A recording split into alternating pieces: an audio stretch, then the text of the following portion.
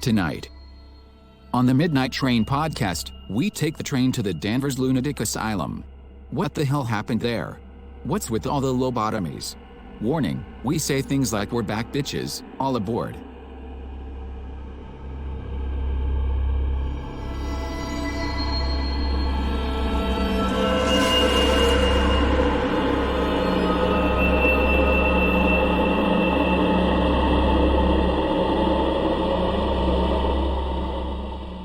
We're back. Hello, passengers, and welcome to the Midnight Train podcast, where we bring the dark to light. What does that mean? Well, we make fun of and, make jokes about creepy shit while bringing you as much information on each topic as possible. I am your host, the conductor of the cryptic, Jonathan Sayer, and with me is my co-host. He's fucking back. It's the one, it's the only, it's Mr. Moody. Oh, hold on a second. I just needed my inhaler there for a second. You got to give yourself an applause, though, man. You're back. I don't even know where it's at anymore. There it is. We're back. We're back. We are back. We're back because you had to miss a week. Yes. And it was just all fucked up for like a month. Dude, taking that 1 week off felt like a fucking lifetime. It felt like a lifetime. I fucking feel? Oh, yeah. So if you're just listening to us for your first time here, first of all, welcome. Secondly, yes, we had to take a little bit of time off. And Moody, this is his first time back with us in, about a month. About a month, yeah.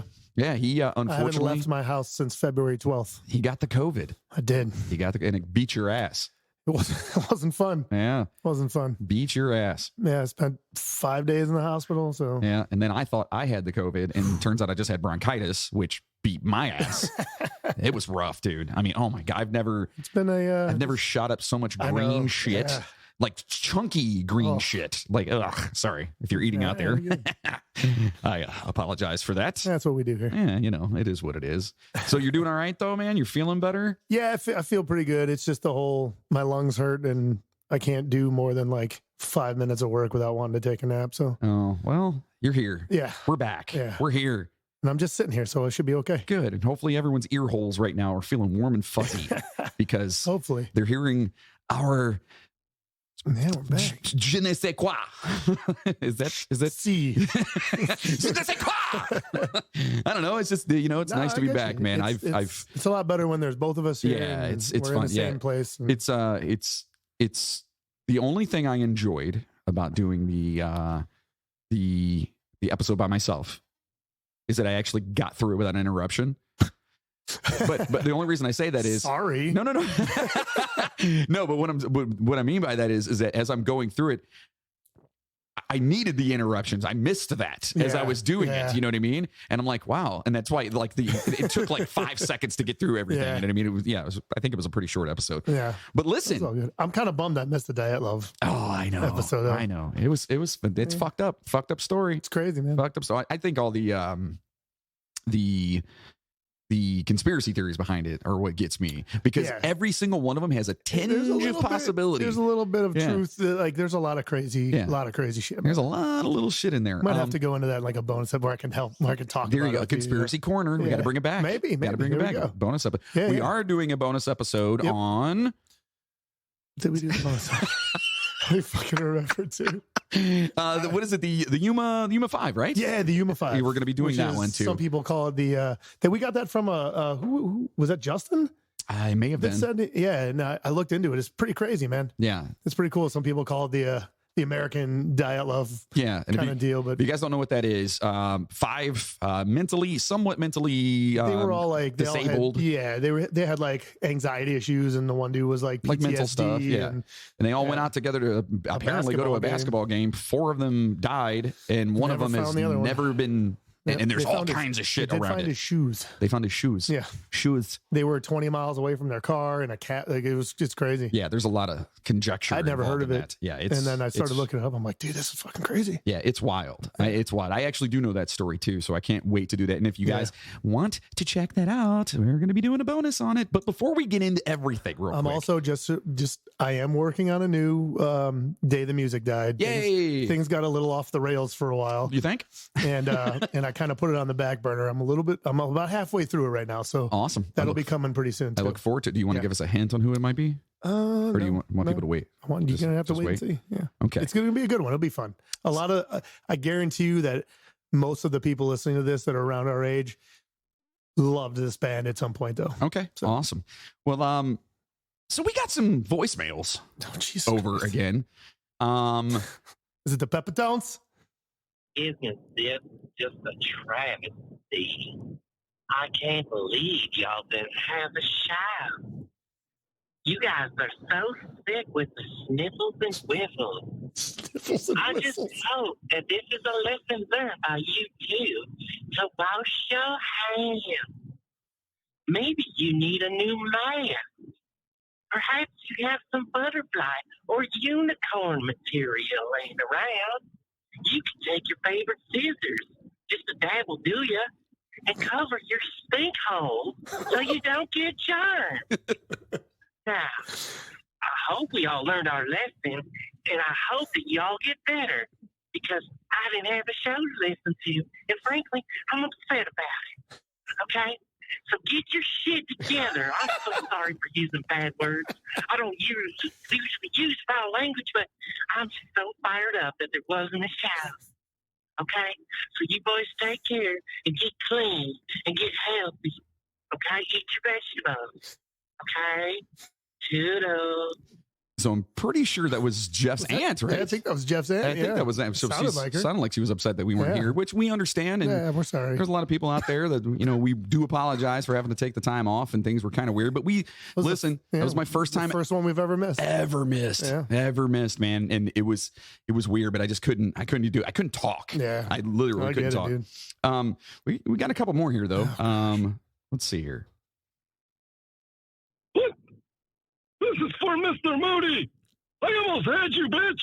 You're lucky. I'll be watching you.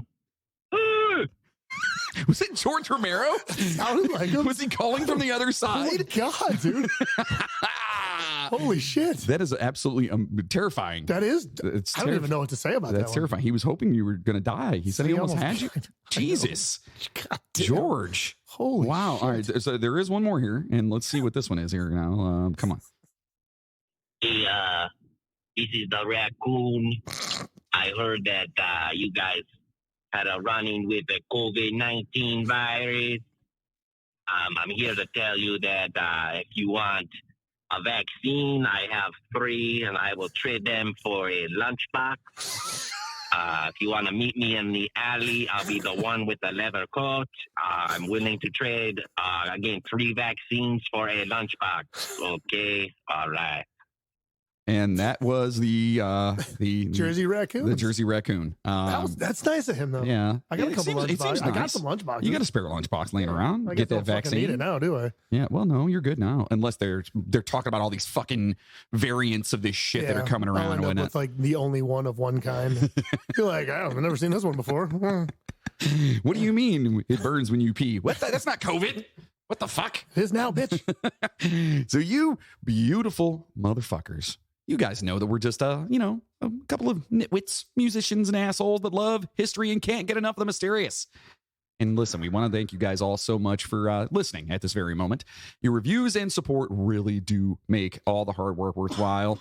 And in saying that, please stop over to Apple Podcasts or wherever you're listening right now and give us a 5-star review. All right? Because, it's nice of you. And we have been getting a lot more of them, too. It would be nice. Yeah. And, by the way, we broke into South Korea. Yeah. We're on the South Korea charts. Awesome, That's dude. pretty awesome. Yeah, hell yeah. So we're on the Australian charts, South Korean charts, Canada, Taiwan, United Kingdom. Great Britain, yep. Yeah, that's awesome. We're making waves, baby. Yeah, we're making moves. Just as we all almost died. Yeah. Put out a show. You guys are riding high. Yeah, we're not going to put out a show this week. Yeah. Sorry. Oh, I just started listening. You guys are so great. Yeah, we're dead. So you guys listen, get out there and please leave us a review. It really does make it helps out with all the logistics and shit like that. I don't know why. It's just whatever. You can also find us on Spotify and iHeartRadio by typing the Midnight Train podcast in their search bar and clicking the follow button. You'll then get each episode as they are released. And as we mentioned earlier, Patreon subscribers will be getting a bonus episode on the Yuma 5, right? Yeah, the Yuma 5. And it's a pretty fucked up story. Sounds like a Western.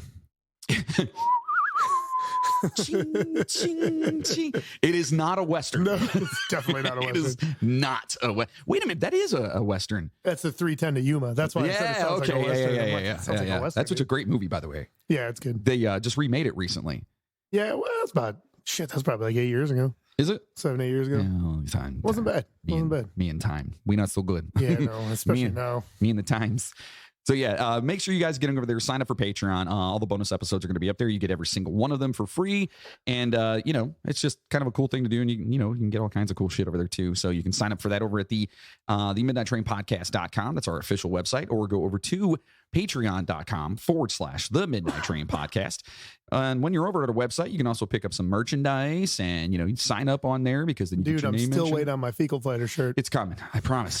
Dude, with everything going on, this is the busiest month in the world. Like from February until mid-March is the bar wise because it was our 10-year anniversary. My wife's birthday, and which happy birthday, Grace. Yeah, happy birthday. Yeah, she just had her birthday. And she's not going to listen to this. Probably not. And we got fucking St. Patty's Day coming up. And with the COVID restrictions and stuff, I don't know what the fuck we're going to do. Yeah. So it's just been nuts. So anyway, those fecal fighter shirts will be coming. I actually have a couple other designs I'm working on as well. So yeah, it'll be fun. So get over there and do that. And plus, go over to our official Facebook group. Say hi. Yeah, say hi to us and leave us your crazy fucked up memes. I'm back to posting, so there'll be stupid stuff in there again. Stupid stuff. Since I'm literally just sitting around my house doing nothing. I'm just glad you're feeling better, man. Oh, yeah, it's glad to have you back, brother. As long as I don't have to do anything, I'm fine. Yeah. Dude, I cleaned the kitchen and took a shower yesterday. I was like, I need a nap. First day I got home, I took literally a 5-minute shower, and I was just like standing there like, it sucks. Yeah, it's stupid. All right, so let's turn down the lights, adjust our seats, grab a drink, and let's get spooky. But first, here's a toast to all you beautiful motherfuckers. Slow down, you're going way too fast, and your head for way down inside. What you've done will. Dude, I can just hear the Jenkos in this. Spiked hair. The ball. Bleach tips. Ball necklace. Yeah. I feel like you were more of a shell necklace guy. No. I had the ball ones. Like the ones that they keep the pens on at the bank. Yeah. I just love this song. It's a good jam.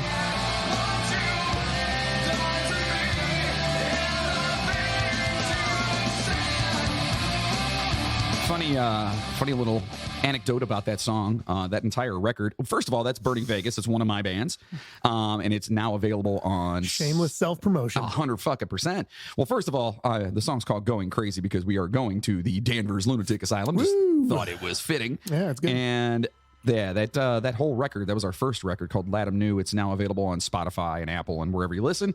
But funny little anecdote about that entire record, I recorded the vocals for it in my bathroom. Yeah. At my old house in Cleveland. Really? Yeah. Nice. With Cole Martinez. You know Cole. Oh, yeah.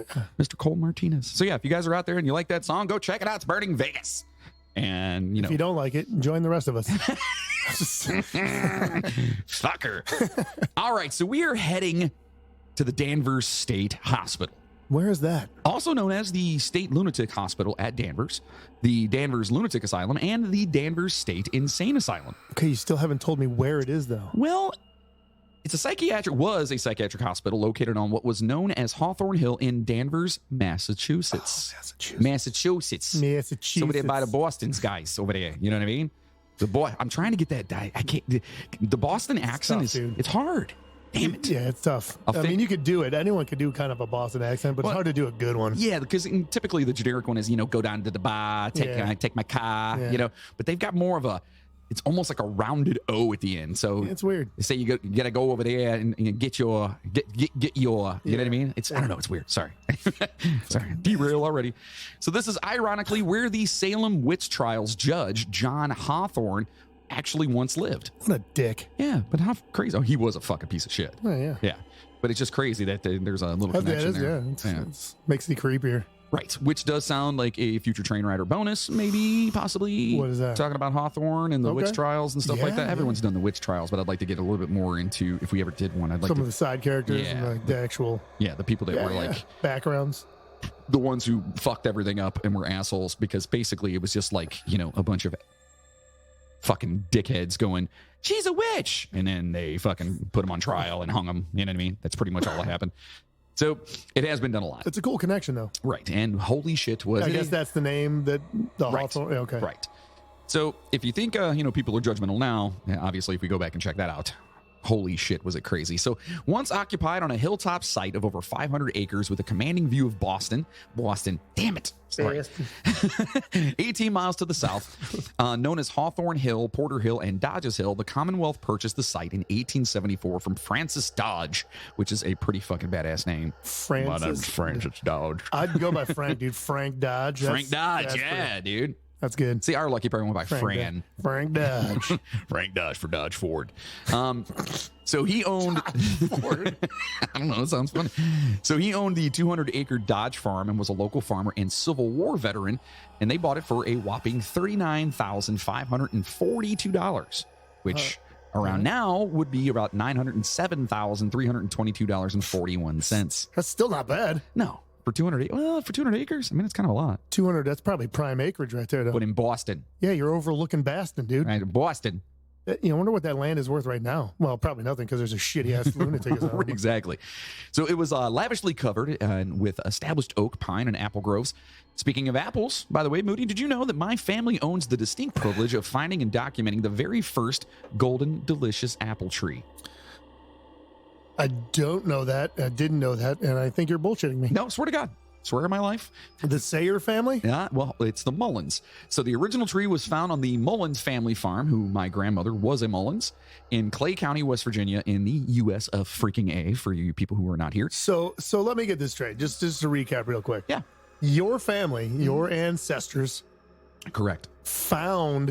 came across, if you will, Right. the first golden delicious apple. Correct. It was a variant of the Golden Delicious, which is known as Mullins Yellow Seedling, Oh. and the Annit apple. So it was locally known as that before becoming the whatever. Yeah. So maybe you don't give a shit. So and maybe you do. you come from apple people. We come from Apple Money, man.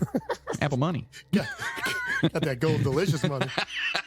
Which, you know what that equates to? Nothing. Fuck all.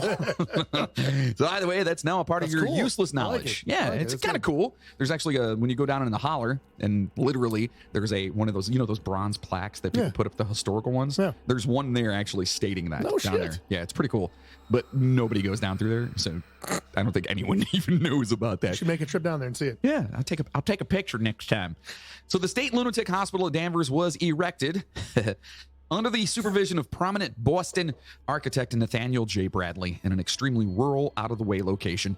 The immediate crisis was precipitated the building of a mental hospital north of Boston, and it was the imminence in the early 1870s of the closing of the facility at South Boston. So South Boston, we need one. North Boston closing, so we built one in North. Okay, gotcha. So they were closing one, had to build a new one. Correct. Gotcha. So in 1873, Worcester, Taunton, and Northampton. It's Worcester. Worcester. Fucking dumbass word. It's Worcester, God, Mass. No language in the world does that translate to fucking Worcester. It says Worcester. I know. Or Worcester. It's Worcester. Yeah, no, it's Worcester. No, it's fucking Worcester. Worcester, Mass. We have a Worcester. You know how it's spelled? Fucking Worcester. Wooster. Worcester. That is true. We do have one. That's Worcester. Yeah, Worcester. No, theirs is Worcester. But you don't ever hear anyone around there saying Worcester. No, they say Worcester. It's Worcester. Worcester. We're not making fun. I love the Bostonian accent. It's ridiculous. I love it. And It's Worcester. Worcester, Mass. Worcester. No, it's fucking not Worcester, Mass. And in the 1866 Tewksbury Asylum for chronic patients was already housing 1,300 patients at this time in buildings designed for only 1,000. So a little bit crowded. You hear the numbers of shit like that? Like, they literally would put anybody in a lunatic asylum. Like, for anything. Correct. Yeah. 1,300 people Yeah. in a fucking lunatic asylum. Absolutely. Yeah. I mean, And you know, half of them were probably fine. They had like ADHD or some shit. no, that's probably true. You know? Like OCD or something like that. Like Anxiety problems, anxiety. like Yeah, just- absolutely. And they were fine. They just needed a little bit of help. I am bringing my daughter in here because, well, she's having issues. And what's her issues? She's having trouble breathing. So you want to lock her up? Yes. Until she's about She's a 30. witch. She's a witch. She's a witch. Better kill the witch. So obviously it was a little bit crowded, and another 1,200 patients were scattered about in various other hospitals. At a cost of $1.5 million at the time, right around $39,237,000, the hospital originally consisted of two main center buildings, housing the administration with 4 radiating wings on each side of the administration block. Said to be the inspiration for our own episode topic, H.P. Lovecraft's Arkham Sanatorium. Nice. And that's where they say he got the idea for it at, which is awesome. Dude, that old architecture is so cool. Yeah. Like it's weird that like, cause it's so like I don't know what to, cause it's got that Gothic feel to it. Yeah. But it's so just like basic. Right. It's just big stone fucking buildings. Like, I mean, you look at the reformatory, the Ohio Reformatory. Yeah. Like those buildings, man, like the way they used to build that shit. The big columns and just how just huge. But it's like they saved that creepy architecture for that kind of shit. You know what I mean? Well, it's going to be an insane asylum, so let's make it fucked up. Yeah. It's just, let everyone know how fucked up it is. I mean, you look at like all those big old asylums like that, and they have that same like kind of Gothic stone, like just big, imposing, like feels. It's Danvers, like it's crazy. It had a Gothic design that has captured the imagination of horror aficionados the world over, as we said, H.P. Lovecraft. It's a cool looking building. Yeah, it's awesome. And the kitchen, which, by the way, I've posted pictures of it online on our social media, so follow us on Twitter and Instagram and all that shit, and our Facebook page, obviously. You'll see the pictures of it. The kitchen, laundry, chapel, and dormitories for the attendants were in connecting buildings in the rear. Middleton Pond supplied the hospital its water, and on each side of the main building were the wings for male and female patients, respectively. The outermost wards were reserved for the most hostile of patients. Crazy fuckers. The crazy ones, the ones who were way the fuck out there. So it included space for patients, attendants, and administration, reflecting a centralized approach to care. They cared. No, they didn't. They cared. Side note, there's this movie that just recently came out. It's on Netflix called I Care a Lot. Yeah. Fuck that movie in its ass. No good? Hard. With a fucking huge, just baseball bat full of just needles. Fuck that movie. Wow. Oh my! I've never been more pissed off at a movie in my life, dude. I can see that. I literally, my wife and I are watching. Did you make it through the whole thing? I forced myself, only because she was watching it. I didn't want her to go through it by herself because how horrible. But I walked out at one point in time. I got up, I was like throwing the fucking remote. I was like, fuck this fucking movie. And not because of like what, it's a shitty movie. Yeah. Just a shitty movie. Anyway, don't watch that movie, folks. And if you do watch it, let us know what you think. You're wrong, but let us know. Yeah, you're wrong. Obviously, your opinion sucks, but no, I'm just kidding. Completely, kidding with you guys. So anyway, later buildings were added, such as the male and female nurses' homes, representing the segregation of patients and staff. They wanted everyone segregated.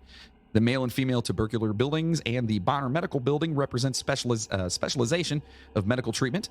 The cottages, repair shops, and farm buildings represent an increased self-sufficiency for the hospital, an emphasis on occupational therapy, and increased dispersal of the hospital population. A circumferential, that's such a weird word. Circumferential. I actually said that. I don't think I've ever heard that word before. I said that correctly. Circumferential? Circumferential. It's my 10-point Scrabble word for the day. Yeah, what does it mean? An interior road network surfaced the entire complex. So basically, so it's just the outer rim of it. Yeah. So the hospital opened on May 1st, 1878. Oop, coming up on 1878, an anniversary. Yeah. And the hospital's first patients arrived on May 13th. Dr. Calvin S. May was appointed superintendent through 1880. Previous to Danvers, Dr. May was an assistant physician at the Connecticut Hospital for the Insane from 1874 to 1877. What was a physician at that point, though? Like, they had no fucking idea. How are you feeling? It hurts here. All right, well, don't touch it. Don't touch that. Fucker.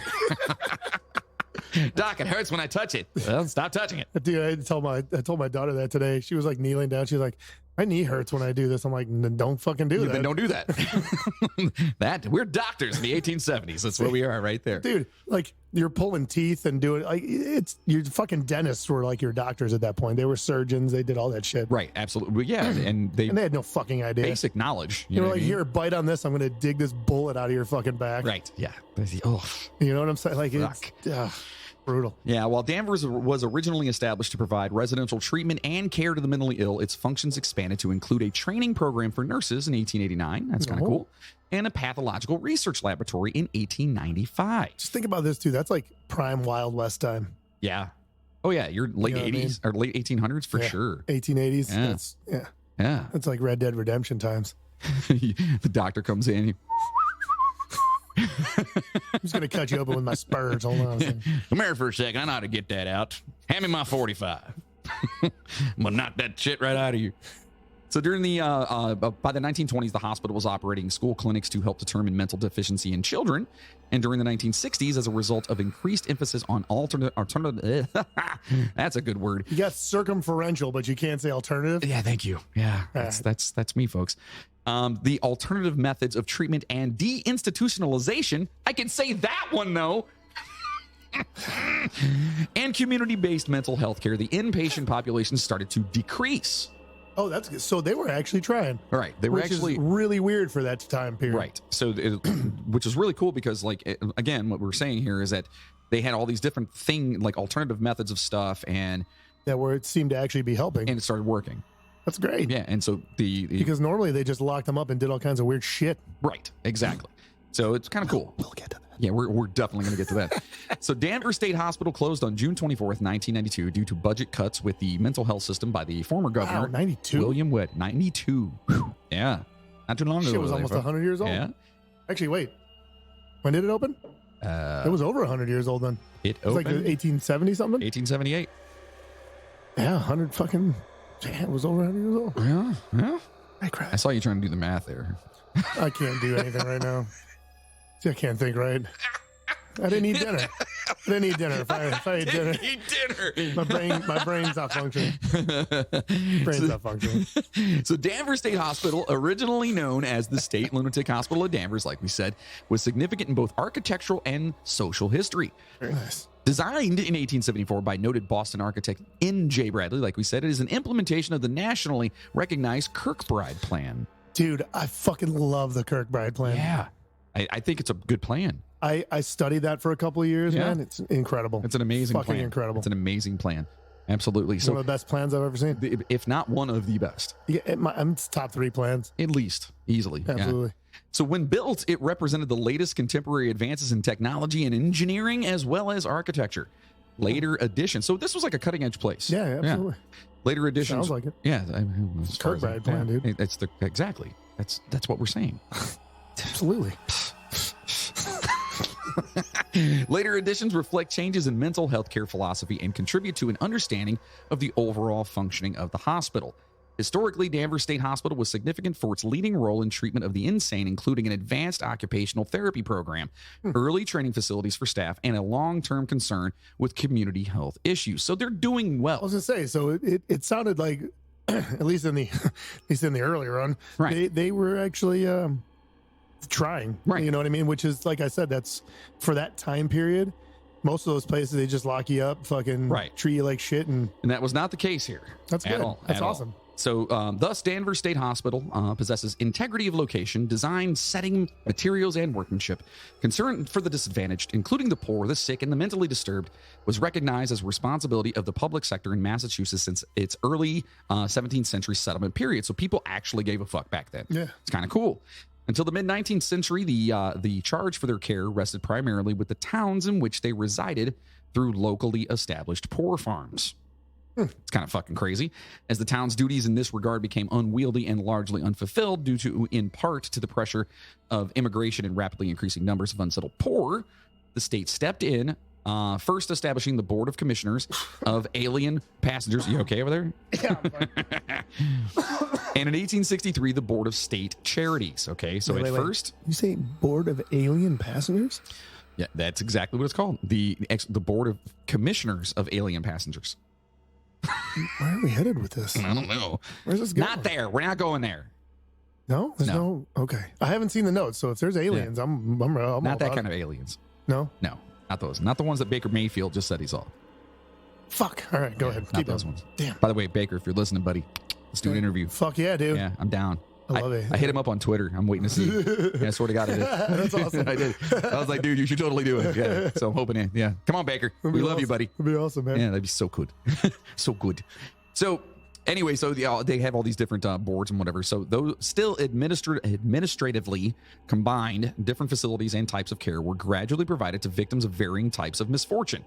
For example, by 1863, 3 state hospitals specifically to care for the insane had been built at Worcester, at Taunton, and Northampton. Northampton. Northampton.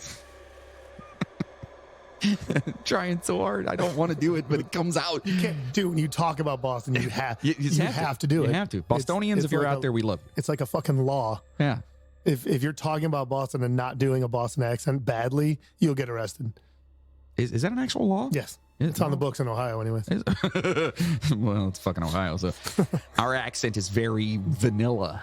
We have a very vanilla accent. Like Southerners make fun of us. Everyone makes fun of us. Because they'll be like, go to get some milk. Milk. And they make sure they overemphasize that milk and my pillow. I'm like, I do not talk like that. Hey, at least we don't say pillow and milk.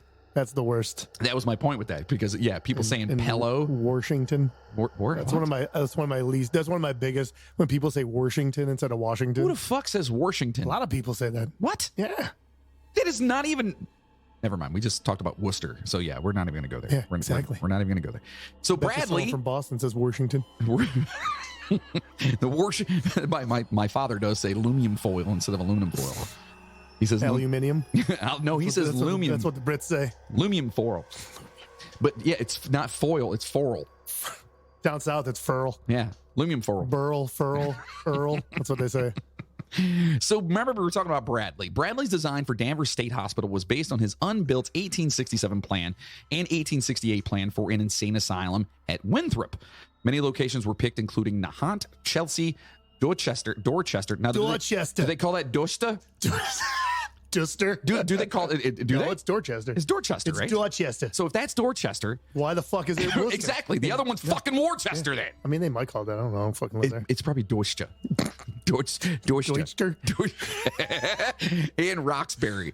But the state purchased land in Winthrop, like we mentioned. After numerous appeals to relocate Winthrop to another location, Danvers was finally chosen. Do you think that Winthrop was like, we don't want these fucking people here. You need to move this shit. Well, remember, it's that judge. So he was probably like, just give me some fucking money and I'll leave.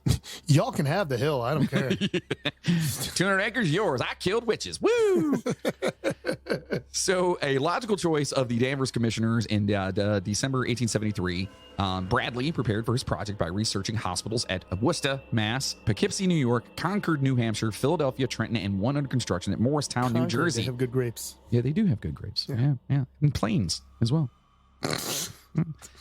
On this basis, he asked for $900,000, almost half again what the commissioners had allotted in April, and picked draftsman James F. Ellis to be superintending architect during its construction.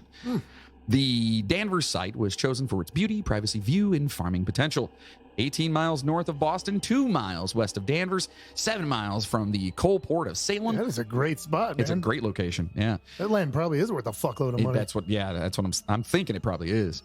So accessibility to visitors and a supply of heating fuel were also deciding factors. So they probably had natural gas out there. Yeah, and it's easy. Like, it's easy for all the Bostonians to get to. You're 19 miles out. The fuck, man. Yep. So the Swans Crossing Station, later renamed Asylum Station on the Lawrence branch of the Eastern Railroad, sat on the northern border of the tract under the supervision of Lynn Engineer. We talked about Lynn. Anyway. Engineer Charles Hammond, an overall site plan was drawn up. Comma there that's not probably. there I fucked it up. Whatever. Locating the main building. No, that was me this time. Locating the main building on the crown of Hawthorne Hill, and providing also for a support network of roads and room for farming operation. Okay. So I like how they build these places like back in the day to be like essentially just self-sufficient. Right. What was the other one we talked about that they had like all that? They had farms. Yeah. And it was one of the other asylums. Which one was it? Do you remember? Nah, I don't remember. Shit. But they, like all those places, like when you read about all those places, they were basically their own fucking towns. Like they had their own shops to build shit. They had their own farms. They had all their own shit. They had their own jails and shit. Yeah, they were completely self-sufficient little places, which is awesome. I think that's how it should be. You know, like I feel like prison should be that way. Like self-sufficient. Yeah, self-sufficient. 100%. Yeah, why not? Absolutely.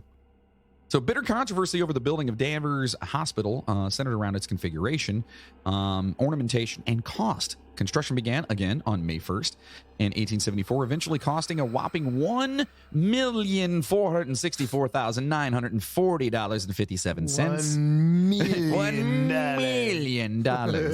Many agreed that Danvers ranked among the foremost in its facilities for convenience and practical operation, its provisions for securing that purity of atmosphere which is necessary to the perfection of hygienic conditions, and its general adaptation to the purpose for which it was intended. Fuck yeah. Boom, bitches. Nice. You like that? It's good. That was good. That's what they said. I'm like psyched about it now. That was like really eloquently put. Like, you know why it costs so much? Because it's fucking badass. That's why. I win a championship right now. You're going to go win a championship? Yeah, that psyched me up, dude. Yeah, you're hyped? Yeah. Baker, we're talking to you. Come on, buddy. So they explained, quote, the plan, the style, the architect, and the thoroughness and permanence of the work already performed. Boom. They were like, this place is fucking badass. So in 1877, an inquiry was held into cost overruns, during which the issue of the hospital's style, dubbed domestic Gothic by Bradley, inevitably surfaced. The commissioners defended their plans, which, when exhibited at the International Exhibition in Philadelphia, Place is so fucking cool. it's huge. It's huge. So cool. Yeah. Received the only award made to this country for plans for an insane asylum. So you hear that? It's pretty badass. Yeah, that's awesome. You know what I mean? Dude. It's awesome. Others lined up behind Senator Sanborn, who, calling it the Hospital Palace at Danvers. That's a totally different part. Completely different state. Totally different part. Argued that, quote, even many a royal palace is neither so large nor so pretentious architecturally as the hospitals at Danvers. So they're basically saying this place, it is huge, folks. If you guys just, if you don't follow us, and you should be following us on social media, but if you're not, just Google the Danvers Lunatic Asylum and look at this place. I'm looking at pictures right now, man. It's huge. Incredible. It's colossal as shit. It's fucking ginormous. Anyway, sorry, I'm getting a boner by talking about that. Or is it just because you're back? Probably me. Oh, man. Look at me, dude. All right. I mean, you know. I've lost weight. I'm feeling good. You have lost a couple of pounds, man. It's kind of crazy. Sexy. So here's a great name. Pliny Earl, the superintendent at the State Lunatic Asylum in Northampton, Oh, my God.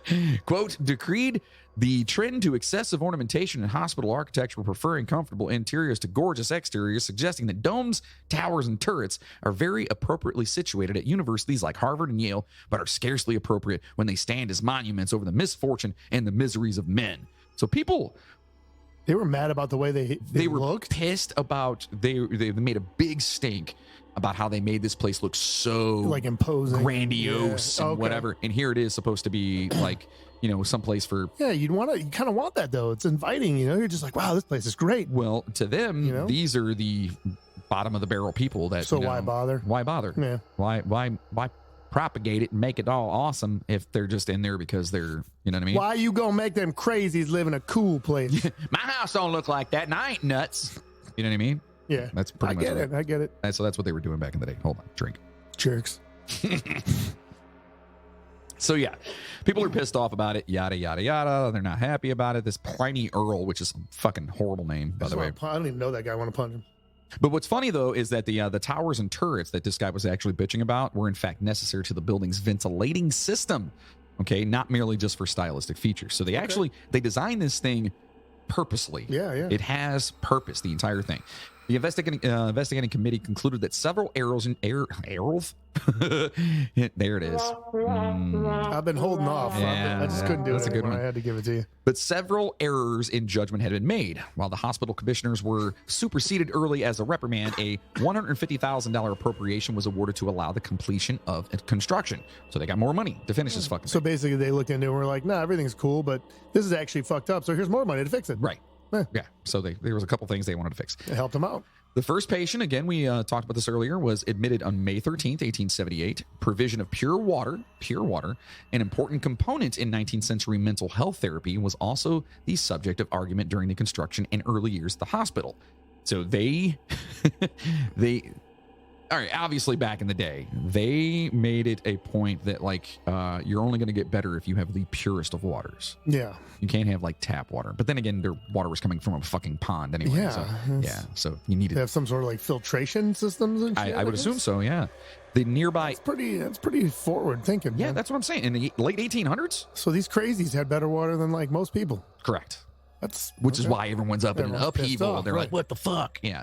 I think it's funny that they're pissed off. They're trying to like help people and be nice to them. Right. Oh, they don't care. They don't care. Ain't no one being nice to me.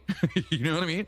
So the nearby Ipswich River was explored early as a source. Ultimately, the town of Danvers, which had in 1874 established its own water supply from Middleton Pond at Wills Hill, indicated its willingness to service the hospital's needs as well. In 1876, an agreement was struck whereby the town would build its own intermediate reservoir on the grounds to supply a gravity feed system via a series of 10 5,000-gallon tanks in the attic. Jesus. Yeah, it's a lot. So they like, dude, this place was fucking state of the art. Way ahead of their time. Way. A gravity feed system with 10 tanks? 10 5,000-gallon tanks. Jesus. Yeah, it's pretty massive for water. You know what I mean? Yeah. I mean, that's a big ass place, though. Yeah, you know. That's crazy. That's awesome. Yeah, way advanced. So the town's inability to cope with a rapidly rising and undigested antisocial population was not the only impetus behind state involvement in mental health. I like that word. Impetus? It's a good word. That's a good word. Another important It's component. also a good Clutch song, by the way. Is it really? Yeah, it's a great song. That's awesome. I like Clutch. Another important component was the move away from demonology toward moral treatment of the insane. Thank God for that, dude. A cause. I bet you Hawthorne was pissed. Oh, yeah. A cause which was loudly and publicly championed by such social reforms as Boston's Dorothea Lynde Dix. Her energetic Lynde Dix. Her energetic career had significant local as well as national and international impact. So what the fuck is demonology, Moody? We've talked about demonology before, and if you guys go back and listen, you could probably remember, but guess what? I'm going to give you a fucking refresher. All right. Okay. Demonology, as some of you dark motherfuckers may know, is the study of demons or beliefs about demons. Makes sense. Right. They may be non-human, separable souls, or discarnate spirits which have never inhabited a body. Once smarty pants doctors and psychologists realized that people were mentally ill, they and stopped pointing their fingers at them for being, possessed by the goddamn devil. Science slowly moved in, and people started to receive the help they actually needed. So back in the day, Christ for that. somebody was, mentally ill, and they'd be like, "Oh, they're a demon, or they're into demonology, whatever." Yep, we got a rough pass, folk. So, at mid-century, the humanistic approach toward care of the insane was generally accepted. Which is fucking helps, though. Right, it's about time, right? Yet controversy still surrounded the form of the building arrangements, such as such institutions should assume. Some heavily represented on the State Board of Charities favored the dispersion of the dependent as opposed to the congregation. The other faction in the controversy, which found many supporters in the Association of the Medical Superintendents, favored a large, highly centralized complex. Okay. Chief proponent of the centralized fucking words plan was Thomas S. Kirkbride. Oh. Remember Kirkbride? Yeah. Who was a founder of the American Psychiatric Association. It's plan, right? Right. This is plan. Right. We're going to talk about his plan. The fucking man with the plan. That's right. So he was a physician to the Pennsylvania Hospital for the Insane and friend of Dorothea Lynde Dix. Oh, everything's... Dude, full circle. Full circle. That's a circle. Full circle. Yep. So Dr. Thomas Story Kirkbride, his middle name is Story, which is pretty epic, actually, if you ask me. Not bad. Who is a legitimate badass and who served the Pennsylvania Hospital as the superintendent from 1841 to 1883, created a humane... Holy shit. Yeah. 42 years? Long time. Created a humane and compassionate environment for his patients. Good for him. Yep. And I like believed this guy. I fucking like this guy. He's pretty great. And he believed that the beautiful settings restored patients to a more natural balance of senses. Dr. Kirkbride's progressive therapies and innovative writings on hospital design, along with management, became known as the Wait. The Kirkbride Plan. It's the Kirkbride Plan! Woo! Which influenced, in one form or another, almost every American state hospital by the turn of the century, I fucking including told you Danvers. it's one of the best plans ever. I'm telling you, it is the best. If it's not Absolutely. the best plan, you know what, Kirkbride? There you go, buddy. It's for you and your plan. You deserve it. He needs that. Yeah, absolutely. Yeah, he does need that. So Kirkbride, the badass, devised a specific institutional model, thereafter known as the Kirkbride Plan, right? Kirkbride Plan, there it is. which was built upon in all 30 states then, of course, because, we're still in the late 1800s, so we're still... Dude, there's 51 states. Are you including Puerto Rico? No, man. Canada. It's not a state. Sure is. Nope. Fucking own them bitches. It's just northern U.S. No, they don't claim us at all. No. Which I understand completely. My wife's Canadians. family's Canadian. Yeah. They probably hate us. I would love to move to Canada. I would do it in a heartbeat. Would you? Mm-hmm. What would you do up there? I don't know. Be Canadian? What does that entail? Just play a bunch of hockey, eat poutine, and I'd have to be a lot nicer, though. I'm not nice enough to be a Canadian. and ride a fucking what are those Moose. big? A moose. There it is, a moose. I'm just kidding, Canadians. I've never been up there. I'd love to go up there. Dude, it's beautiful. Where my wife's family lives, it's so nice, dude. Really? Oh yeah. And what part is that again? They live. It's a really long, dumb name with a P. The short name is Penetang. It's north of Toronto. Pootie Tang. Yeah. Pootie Tang. Another big city around there is Barrie. Is another big city. Yeah, I know. But dude, you could literally. It's be right making on. things I up think right it's now. called like the Georgian Bay. It's like right on this big body of water. It's fucking beautiful though. It's right down by the bay. Yeah, You just may. I may. Why don't you go eat some hay? Anyway, that was stupid, horrible joke. So anyway, yeah. So his plan literally was adapted by every state hospital, like all across the United States. He's kind of a badass. Okay. So also he actually helped bring it into. Just realized there were only 30 states in the late 1800s. Yeah. Huh. You don't think about that very often. You're like, Oh, well, how we have it progressed, or wasn't- have we? It just wasn't that long ago if you No. think about it, you know? Not really. Yeah. Well, we're in 2021. What, now, like right? Hawaii was not until what, the fucking 50s? 50s. Yeah. Yeah, easily. Yeah. Well, like 51, 53? No, I don't know about that. It was 50s. That's all I know. 6, 50. Keep going. You'll get them all. Sorry, Hawaii. So anyway, so he actually, his plan, the The Kirkland Plan. Kirkbride. Kirkbride. Fuck. Way to go. God damn it. So anyway, his plan, he actually brought it into several European cities. All right. So like, Oh, really? he's moving across over to Europe and everything else. Like people are adapting this. Fuck yeah. So H.H. Richardson, the prominent American architect, for example, built a variation of the Kirkbride Plan Hospital in Buffalo, New York in the early 1870s in cooperation with Frederick Law Olmsted. Frederick Law Olmsted, yes. You may know my friend Longbottom, yes, maybe. Or not, fuck yourself. So the Kirkbride Plan provided that mental hospitals should... Do you want to hear what the plan consists of? Yeah, I'd love to, man. Yeah? All right. So 1, One. be built in the country, though accessible at all seasons. Okay, sounds good. 2, Yep. be set on grounds of at least 100 acres. Very nice. I like it. Spread it out, man. Yes, Give them correct. some room to roam. 3, house a maximum of 250 patients. I like that. Keep the numbers low so you Keep it can low. focus on them. Yeah. Correct. 4, be built of stone or brick with slate or metal roof and otherwise made as fireproof as possible. I like that. I like that. Kinda so if something happens, it doesn't just, the whole place doesn't go up. Kind of makes sense. Yeah. So I'm just saying that one's... Yeah, but people were stupid back then. That's true. Number 5, be composed of 8 wards separated according to sex and built according to other specifications as to size, location, and material of accommodations. Okay. All right. All right. So basically, make sure everyone's got their own spots Right. and separate who needs to be separated. Keep the chicks from the dicks. Yeah. Yeah. Well, that's fine. That's good. No raping. Make going sure on. your accommodations are correct for your peoples. Absolutely. Yeah, I like Yep, it. yep. Okay. Number 6, be organized with wings flanking a central administration building. So in other words, You have everything Centrally focused. and then and that way they can get to whoever they Come need up with to. it, Yeah. no, All it makes sense. Makes perfect sense. Yep.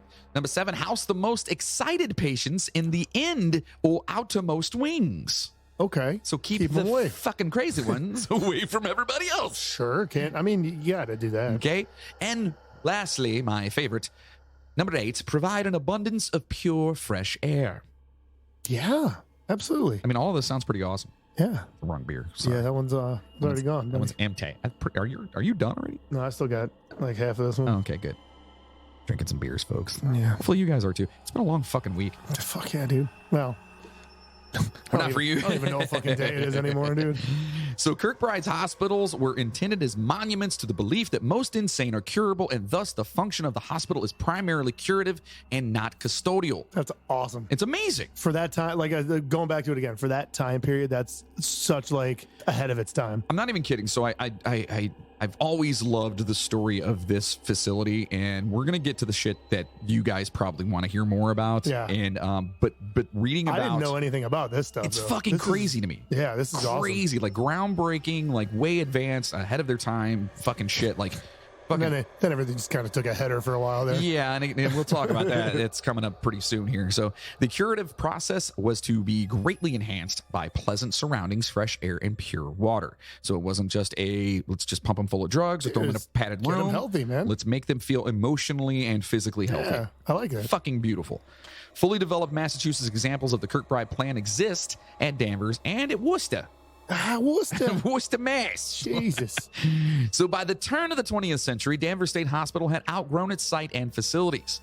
Therefore, in 1902, an additional 100 acres straddling the towns of Danvers and Middleton was purchased and a major building campaign was undertaken. 20th century additions to the hospital reflect not only growth of the patient population, but also an increased emphasis on occupational therapy and current theories of decentralized care. Fucking brilliant. Yeah, absolutely. So good. Large barns were built as new buildings for the men who I don't know what I did there. For the men who helped out of the farming venture, Grove Hall and Farm Hall, and for women, the women chronic patients. They actually have a chronic women's patients. Okay. So like if you have chronic illnesses or whatever. In fact, after the very first year of its operation, once the layout was decided, roads, fences, piggery, corn barn, they had a piggery, Moody. Okay, you eat pork, dude. Yeah. Corn barn, wagon shed, manure cellar, and apple orchard were in place. Dude, I actually was just talking about getting a manure cellar.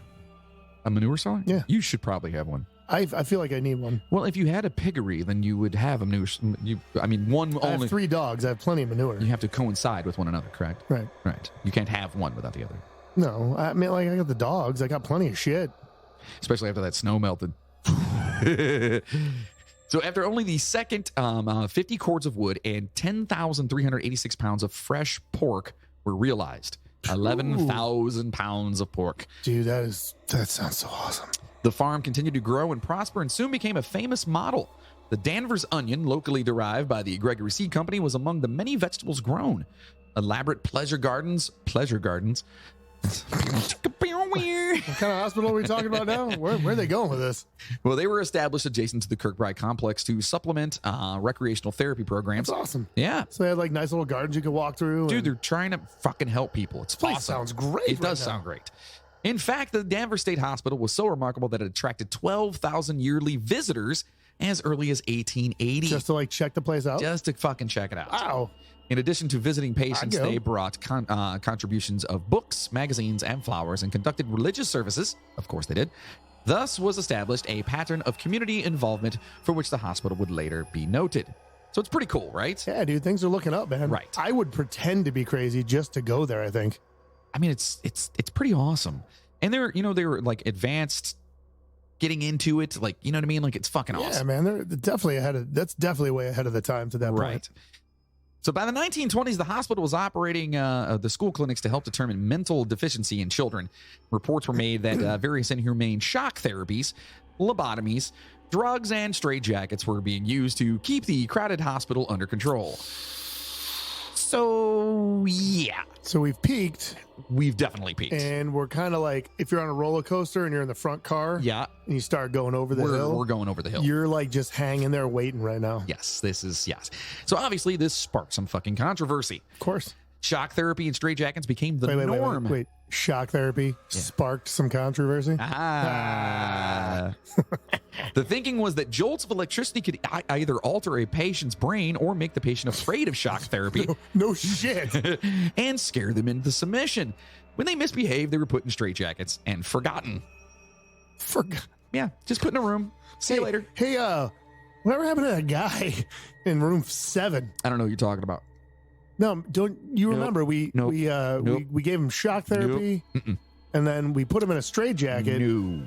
And no? Mm-mm. I think his name was like Jim? Mm-mm. No. Nope. You don't remember him? Nope. All right, well, whatever then. When shock therapy failed, the lobotomy started. Oh. Woo! Rather have a bottle in front of me than a frontal lobotomy. That's right. In 1939, the medical community was looking for a permanent fix to the crisis facing mental health facilities. Can't believe that. Oh, just wait. Just wait. Can't believe that. Like I understand the time period. Like we were just laughing at doctors at that point in time, right? Like I can't believe shit like this is like ever legitimate. Oh, it gets good, and I get real detailed. Yeah. So the population of the hospital swelled to 2,360 people. So way over. Yeah, it wasn't supposed to be like 250. Right. Way over.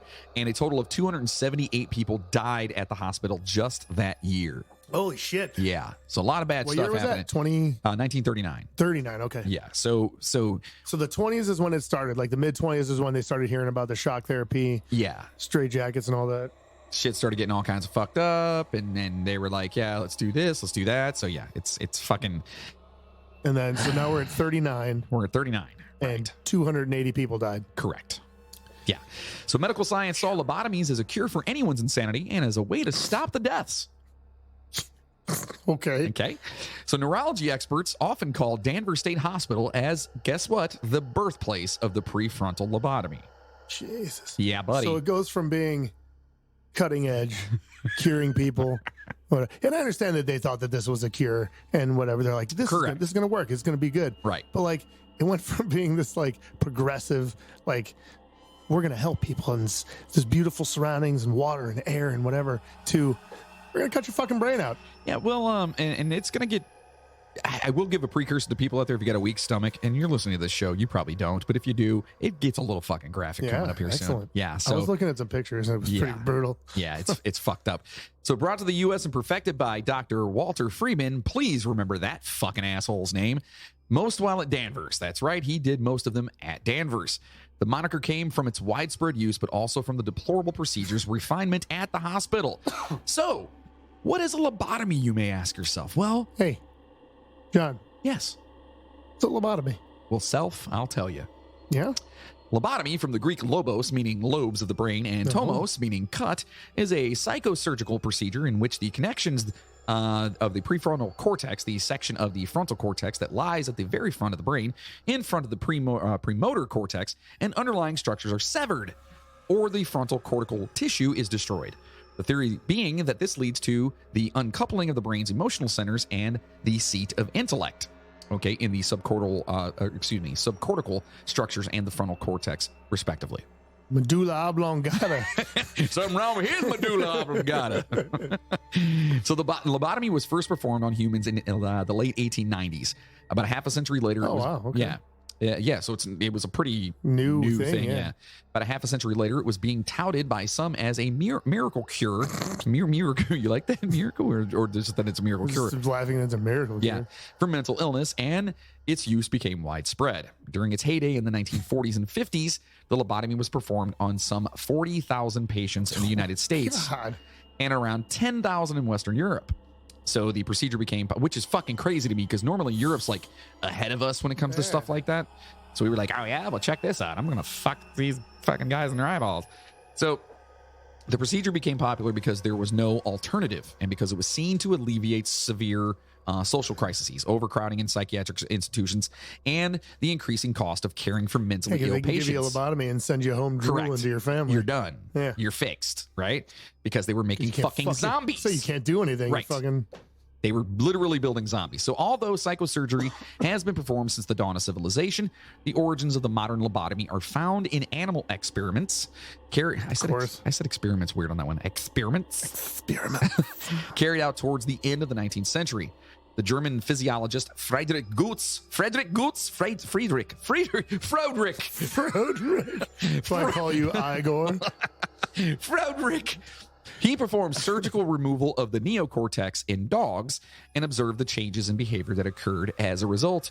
And he wrote, quote, I have mentioned that dogs with a large lesion in the anterior part of the brain generally show a change in character in the sense that they become excited and quite apt to become irate. Dogs with large lesions of the occipital. Yeah, okay. Occipital lobe, on the other hand, becomes sweet and harmless even when they were quite nasty before. So he's saying if you go in, you fuck up that one part of their brain, they're going to be nice little puppies. Yay. Yeah, nice little puppies. So these findings inspired the physician Gottlieb Burckhardt. Fucking Burckhardt. Old man Burckhart's son. Yeah.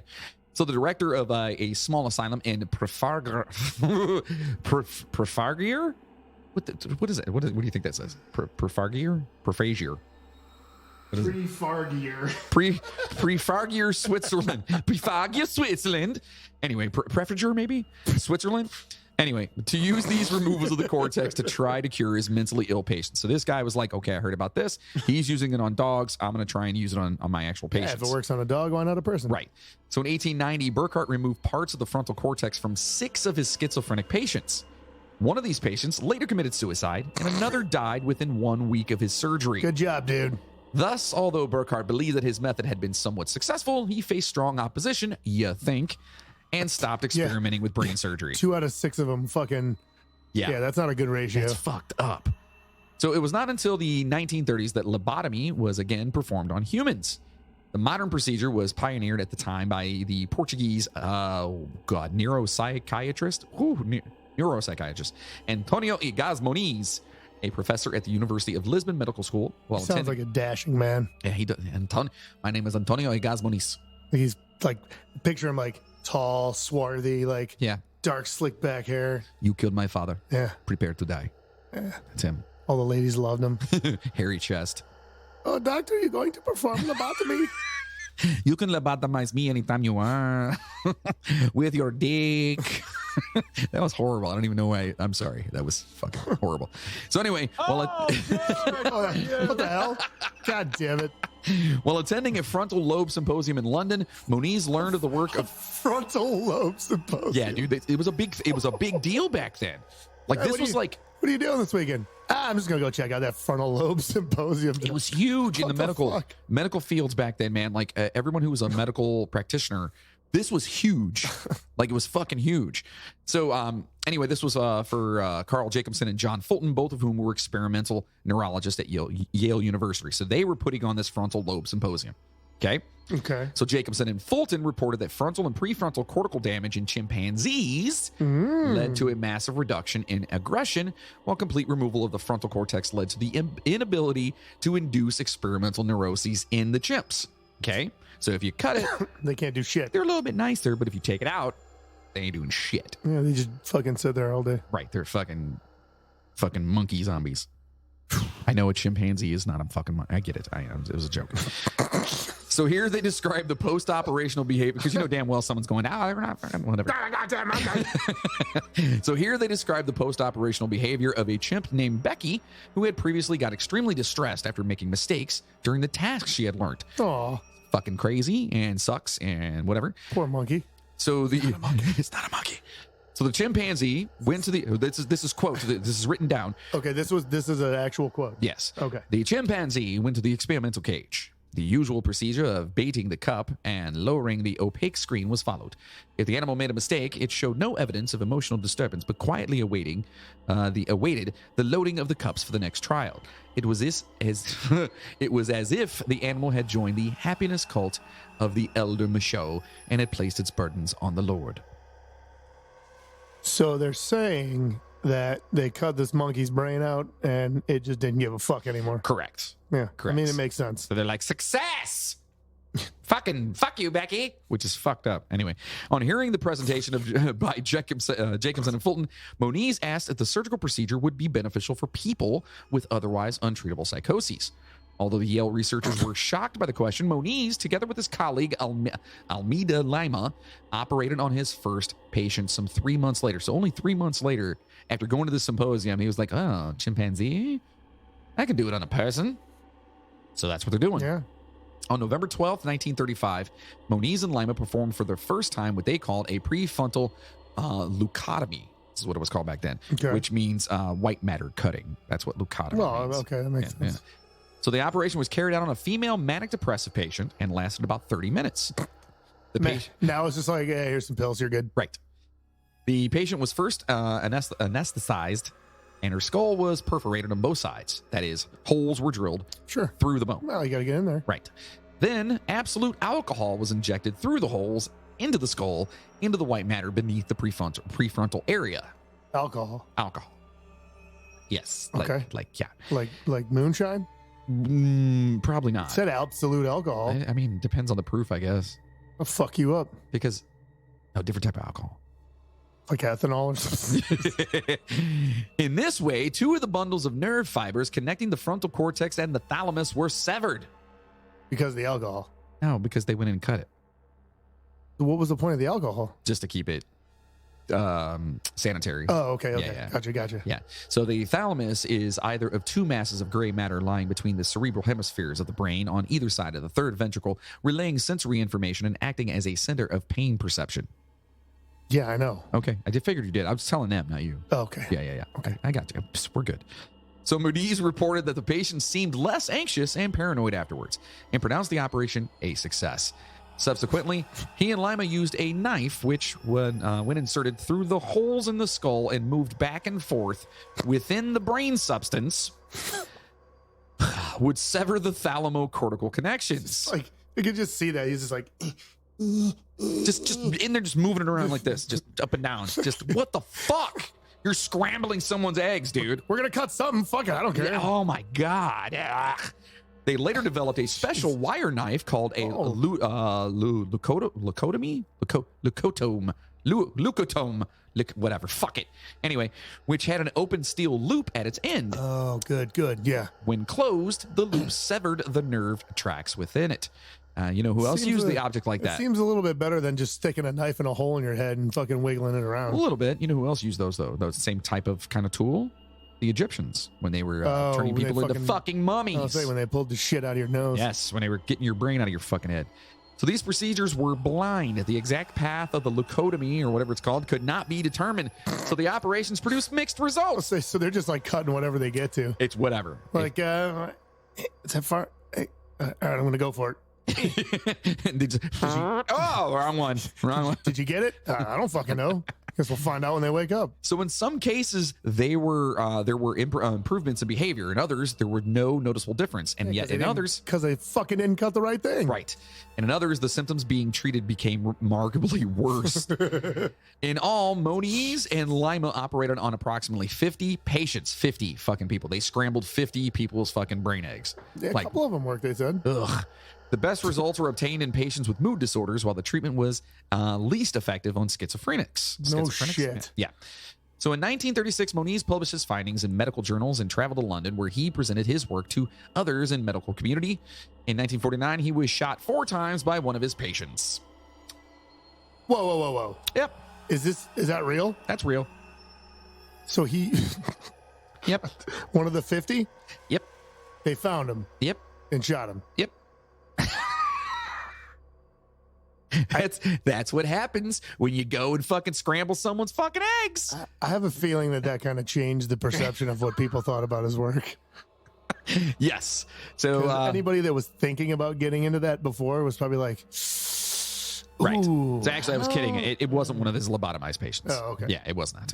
That would have been great if it was, though. Yeah, but it wasn't. You asshole. So one of the bullets actually entered his spine. Who was it? It was just one of his patients, a different patient. Oh, okay. So it was a patient. It just wasn't. No, it was. No, seriously, like somebody shot him 4 fucking times. It just wasn't one of the people that right. He did It was probably somebody that he wanted to lobotomize, and they were like, "No, I don't want this." So one of the bullets entered his spine and remained lodged there until his death some years later. He lived. Yeah, well, fuck that guy. Well, until later on that year, yeah, or some years later. I don't know. I don't have an exact one. But I mean, he didn't. The shooting didn't kill him. Correct. Okay. Yeah, unfortunately. In the same year as the shooting, Moniz was awarded the Nobel Prize for Medicine for his innovations in neurosurgery and scrambling people's brain eggs. Dude, if that's all you got to do to win a Nobel Prize, I should have like 10 of them. At least 2. Fuck yeah. I mean, you should. I should. Yeah. So scrambling my kids' brains every day. So everybody's asking right now, and that's fucked up. Everybody's asking right now, what in the shit does any of this that I'm talking about right now have to do with the Danvers Lunatic Asylum? Hey. Right now, right? What? What does any of this have to do with the asylum? Well, I'm going to tell you. Okay, thank you. The American clinical neurologist Walter Freeman, that motherfucker. Remember, you told me to remember the name, and I remembered it. Good. Did you? Yeah. Oh, good for you. Yeah. Yay. Made a mental note in my medulla oblongata. Where's that at? Frontal cortex, lobes. So this piece of shit had been following the work of Moniz closely and had also attended the symposium on the frontal lobe. It was Freeman who introduced the lobotomy to the United States. I remember earlier we were saying how Danvers became like the center birthplace of the So, and he would actually later become the biggest advocate of the technique. So this guy was like, he would. He fucking brought it over here. Right. So with neurosurgeon James Watts, Freeman refined the technique developed by Moniz. So the one that Moniz was using on his 50 patients or whatever, this guy was like, you know what, I can do better. Right. They changed the name of the technique to lobotomy to emphasize that it was white and gray matter that was being destroyed, not just the white matter. Remember earlier from the lobotomy or whatever they called that. Yeah. I didn't know there was white. I thought it was all gray matter, to be honest with you. Painting the white to gray? Maybe. Painting the white to... Sorry, that's a little Chimera. Sorry. Reference. Yeah. So the Freeman-Watts standard procedure was used for the first time in September 1936, also known as the precision method. This involved inserting a blunt spatula through holes in both sides of the skull. A blunt spatula. Correct. The instrument was moved up and down to sever the thalamocortical fibers. What? Yep. Same shit. Yep. Dude, just stick the spatula in this guy's head and fucking wiggle it around. Right. However, are you kidding me? Freeman was unhappy with the new procedure. He considered it to be both time-consuming and messy. He wasn't worried about the patient. Time-consuming and messy. Dude, you're sticking a spatula in someone's head and wiggling it around. The fuck do you want? He developed a quicker method. The so-called ice pick lobotomy. You hear that? Sounds pleasant as fuck. The ice pick lobotomy. Is that what it's called for real? That's what they nicknamed it, the ice pick lobotomy. Jesus Christ. Which he performed for the first time on January 17th, 1945. I guarantee it is. So with the patient rendered unconscious by electroshock, an instrument was inserted above the eyeball. They shocked him into unconsciousness. Correct. And then gave him a fucking lobotomy. Correct. Oh my God. Because no one goes in willingly to do this shit. That's fucking insane. And so he inserts this thing, above the eyeball. So that's what I was seeing the pictures of. So if you guys take your finger up there, and you go right in like I'd say what like a little o'clock soft is that? spot there. Is it 3 o'clock? No, that's 3. It's like 9 o'clock, 10 o'clock. From your side. If this is it and you're going this way, that's like 10 or 11 o'clock. From your right eye. Whatever, dude. Anyways, towards your nose. Yeah, towards your right. So he would do that through the orbit using a hammer. So he would take the ice pick and he'd go in the eye and he'd take a hammer and go. Moody's literally like, okay, how bad can this really be? Dude, that's fucking brutal. Yeah. Oh, wait. I mean, there's a spot there, but holy fuck. Oh, wait. So once inside the brain, the instrument was moved back and forth. This was then repeated on the other side. So he hammers this in there and just fucking wiggles it back and forth and pulls it out, hammers it on the other side, fucking wiggles it back and forth. Correct. Yeah. Dude, you can't even see what you're doing. Correct. There was no X-ray. No fucking idea what's going on. He is fuck. So the ice pick lobotomy, named as such because the instrument used resembled the tool with which ice is broken, is therefore also known as the transorbital lobotomy. So this is the birthplace of the transorbital orbital lobotomy. Just fucking hammer an ice pick into your head. Yes, that's what he's doing. So Freeman's new technique could be performed in about 10 minutes. So, it's quick. Save some time. Yeah. Oh my God, dude. Because it did not require anesthesia. Did you hear that? Well, yeah, they shocked you into unconsciousness. But they're shoving an ice pick into your fucking brain without anesthesia. That'd probably wake you up. Ugh. It could be performed outside of the clinical setting, and lobotomized patients did not need hospital internment afterwards because they wit's not like they can fucking do anything. Right. Thus, Freeman often performed lobotomies in his Washington, D.C. office. In his office. So, not in a fucking, what do you call it? Why can't I think right now? In a hospital, in a fucking surgical room or anything like that. In his fucking office. Much to the horror of Watts, who would later disassociate himself from his former colleague and the procedures because, fuck this guy. So Watts was like, I'm out. This is the dude that started it with him. Yeah. After going and seeing the other guy. You know what I mean? The Diaz or Mayas or what the fuck his name is. Yeah, there you go. Look. Look at that. Yep, that's it. Fucking ridiculous, dude. Yep. They would take that thing and stick it right up its eye. Yep. Oh my God. So Freeman happily performed ice. Yeah, that's fucking in there, dude. That's it. That's the one. Moody's showing me pictures of this right now. We'll post those up. Oh my God, that's fucking terrible. Do me a favor. Can you send that out to social media right now? I guess. I don't know if I want to. You should just do that and tell people ha ha ha. Yeah, I'll put it up on Facebook at least. Good. So Freeman happily performed ice pick lobotomies on anyone who was referred to him. Because he loved it. He was like, yeah, this is fucking great. During his career, he would perform almost 3,500 operations. 3,500 lobotomies. Yeah. Daddy no liking. Yeah. Like the leucotomies performed by Moniz and Lima, Those performed by Freeman were blind and also gave mixed results. Some of his patients could return to work, while others were left in something like a vegetative state. Most famously, Freeman lobotomized... this is fucked up. He lobotomized President John F. Kennedy's sister, Rosemary. Dude, I've heard that story. Yeah. I knew that she had that done. That's Right. fucking crazy. Whose lobotomy was actually scheduled by her father, and without her mother knowing about it. That's right. I did hear that. Because she was mentally impaired. She was incapacitated by the operation, which was performed on her when she was only 23 years of age. Rosemary spent the next 6 decades hidden from the public in a Wisconsin Catholic institution where she was cared for by nuns. She died there in 2005 at the age of 86. Her father never visited her again, and her siblings rarely fucking spoke of her. What the fuck? That's how it was back then, though, man. They fucking put you away and you were just done. Oh, here's a great one for you, too. And by great, I mean fucking horrible.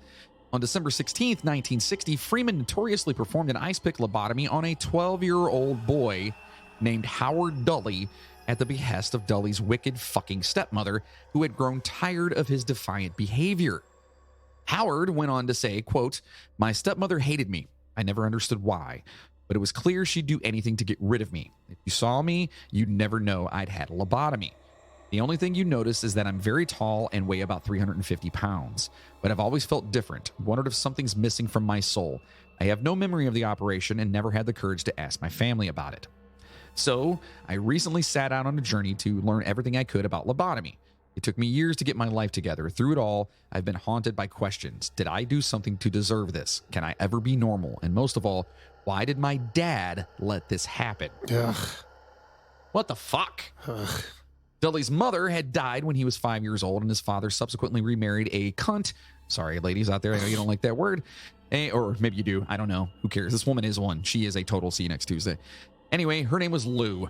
Freeman's notes later revealed that Lou Dully feared her stepson and described him as, quote, "defiant and savage looking." According to the notes, quote, "He doesn't react to either love or punishment. He objects to going to bed, but then sleeps well. He does a good deal of daydreaming, and when asked about it says, quote, I don't know. He turns the room's lights on when there is a broad daylight outside." Okay, so the kid didn't want to go to bed and just turn lights on. He was being a fucking dick. Right, he was being a 12-year-old little boy. Sounds like my kids. Right, exactly. Just being an asshole. How many lights around in my house right now, bro? I'm sure, yeah. So Freeman recorded the events leading up to Dully's lobotomy. You ready for this one? I can't wait. November 30th, 1960, Mrs. Dully came in for a talk about Howard. Things have gotten much worse and she can barely endure it.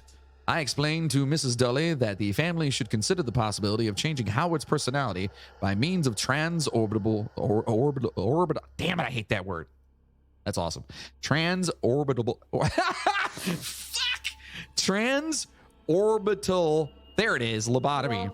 Thank you. Mrs. Dully said it was up to her husband, that I would have to talk with him and make it stick. Yeah, so, yeah. December 3rd, 1960, Mr. and Mrs. Dully have apparently decided to have Howard operated on. I suggested they not tell Howard anything about it. So, hey, little boy, we're going to go and shove an ice pick in your fucking eye. But, yeah, don't ask any questions.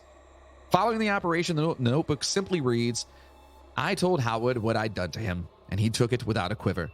He sits quietly, grinning most of the time and offering nothing. Because he was fucking lobotomized. Jesus, man. After 40 years, or about 40 years after his lobotomy, he discussed the operation with his father for the first time. He discovered that it was his stepmother who had found Dr. Freeman. After being told by other doctors that there was nothing wrong and that his father had been manipulated by this evil see you next Tuesday, and Freeman into allowing the operation to be performed. And yeah, you know what I mean? I mean, she is a C word, folks, right? Yeah, yeah. That's fucking crazy, man. So the kid probably had like HDD or HDD or HDAD or ADHD. That's what I'm talking. That's what I'm saying. Like HDD. I actually have HDD in dude, he had 1040K. Motherfucker's 4K all the way. That sucks. Anyway, yeah, it's a fucking 12-year-old kid. So it was largely because of Freeman that the lobotomy became so popular during the 1940s and 50s. He traveled across the U.S. teaching his technique to groups of psychiatrists who were not qualified to perform the surgery. You heard that right. Freeman, Jesus, yeah. dude. Freeman was very much a showman. He often deliberately tried to shock observers by performing two-handed lobotomies or by performing the operation. It's like, whap, Right. bitch. Or by performing the operation. Huh? The picture. I'm telling you. Or he performed the operation in a production line manner. He once lobotomized 25 women in one day. Jesus Christ, man. Yeah, he was just fucking out there ice picking everybody. So journalists were often present on his tours of hospitals so that his appearance would end up on the front page of the local newspaper. So the guy thought he was like some hot shit. He was also featured in highly popular publications such as Time and Life, which are magazines, if you guys didn't know. Often these news stories exaggerated the success of lobotomy in alleviating the symptoms of mental illness. So in other words, he's like, oh no, they're all okay. Everyone's fine. Yeah, they're all fine. Oh, the boy over there drooling, don't worry about him. Consequently, the use of lobotomies became widespread. As well as being used to treat the criminally insane, lobotomies were also used to cure political dissidents. Yep. It was alleged that the procedure... they're fucking zombies. They can't say shit about it. It was alleged that the procedure was used routinely on prisoners against their will, and the use of lobotomies was strongly criticized on the grounds that it infringed the civil liberties of the patients. An excellent account of the effects of the... No shit. Right, exactly.